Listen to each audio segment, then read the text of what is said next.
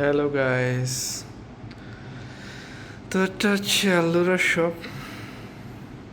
এগুলো হচ্ছে বিভিন্ন ইভেন্ট ম্যানেজমেন্টের মধ্যে যে বিভিন্ন কালারের পর্দাগুলো লাগায়, তারপর ড্রেসিং করা হয় ওয়ালে ওই পর্দাগুলো। আর এই স্টিলের সেলফগুলো আমরাই বানাইছি।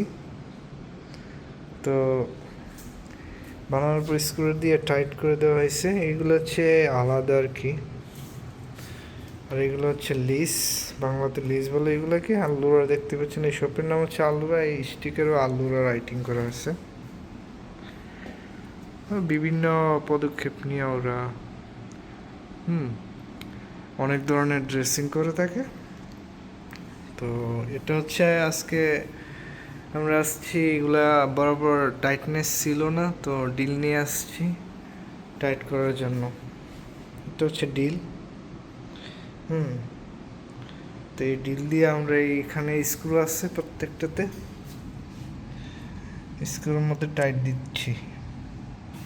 এগুলো হচ্ছে পেপার, অবশ্য কাপড়ের মতো কটন। দুই সাইজের আছে, সেম কালারের। একটা আছে পাতলা আর একটা আছে মোটা। তো যে যার ইচ্ছে মতো কাস্টমার এখান থেকে নিয়ে যায়। ইভেন্ট ম্যানেজমেন্টে বিভিন্ন ধরনের কালারিং পর্দা করা হয়, ফ্লাওয়ার দেওয়া হয়, তারপর ফ্লাওয়ারের উপরে দেওয়া হয়, তারপর ফ্লাওয়ারের পিছনে যে ডেকোরেশন করি, ডেকোরেশনের জন্য এইগুলো কাজে আসে। বিভিন্ন কাজের জন্য ইভেন্ট ম্যানেজমেন্টের যত কাজ আছে ওরা এই সব থেকে মেনটেনেন্স করে, বা ম্যানেজমেন্ট সিস্টেম অনেক ধরনের সিস্টেম আছে ওদের কোম্পানিতে। তো এটা অলরেডি নতুন একটা শপ, মানে আরও শপ আছে ওদের। তো এটা হচ্ছে এখানে নতুন খোলা হয়েছে, চেয়ার নাম্বার 2।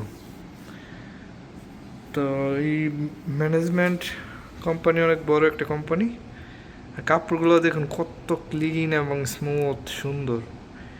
এই সিম কালারের এই সাইডে হচ্ছে পাতলাটা, আর এই সাইডটা হচ্ছে মোটাটা।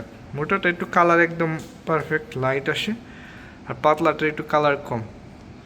অনেকে ডিপ কালার বিশ্রাইতেছে কাজের জন্য, আবার অনেকে একদম লাইট কালার। তো ব্লু কালারটা যে দেখতে পাচ্ছেন, ব্লু কালারটা অনেকটা বেটার আমি মনে করি, পারফেক্ট একটা কালার। আর অন্য কালারগুলো পারফেক্ট, বাট ব্লু কালারটা একটু লাইট, একটু বেশি আসে।